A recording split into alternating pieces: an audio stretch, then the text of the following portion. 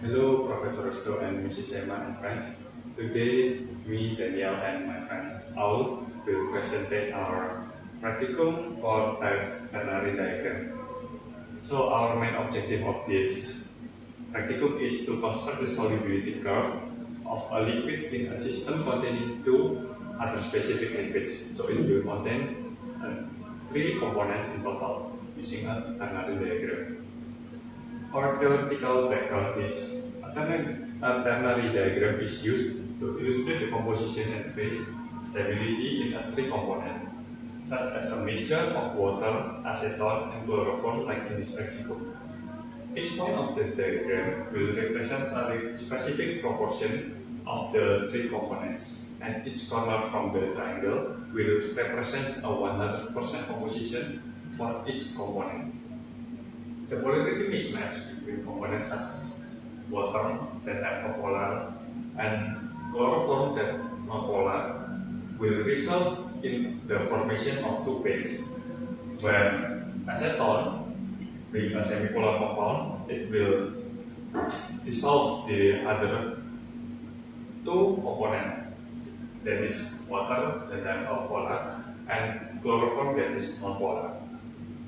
The next, we will have three types of ternary diagram. First, we will have a type 1 ternary diagram that will only have one pair of components that is not completely miscible. In the type 2, we will have two pairs of components that exhibit partial miscibility. And the type 3, we will have a pair of the components that only partially miscible. So we will have two phase regions in the ternary diagram. The next, we will explain our working procedure. First of all, we will make the solution, including 20 milliliter of acetone water mixture and acetone chloroform mixture. The comparison we will use is 19 by 1, 18 by 2, 17 by 3, 16 by 4, 12 by 8, 10 by 10, 16 by 4, 8 by 12, and 6 by 14.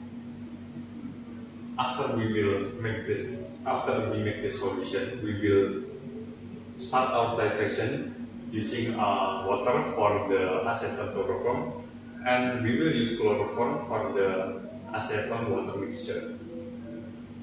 The water and chloroform we use in our titration will our record at the results, and then we will calculate the density first, using a pictometer for the acetone, water, and chloroform. After we get the data, volumic data, and density, we will make the ternary diagram using an application in the web.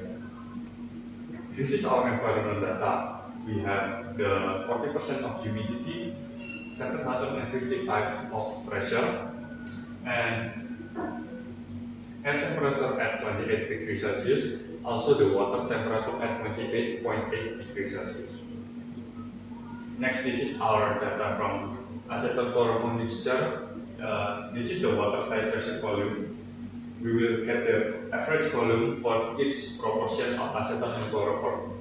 The next, we will use the same method in the acetone water mixture, and this is the acetone water proportion, and this is the average volume from the chloroform we use in our titration. So this is the data of mass fraction and mole fraction acetone chloroform mixture by water as titran. So by multiplying volume data with the compound density, we can get their mass fraction data, and we can get the mole fraction data by dividing each compound mass with their molar mass.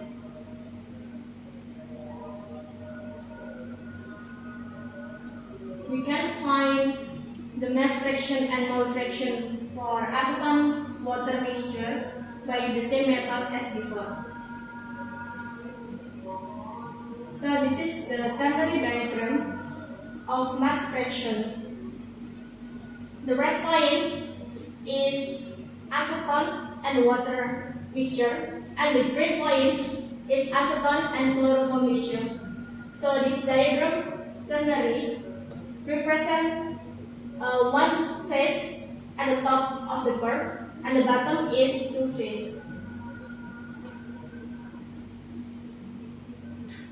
We use the same method to make the ternary diagram for mole fraction. And this is also the two-phase region, and this is the one-phase region. So for the discussion, our density acetone is 0.7685 gram per milliliter. Density of chloroform is 1.5644 gram per milliliter.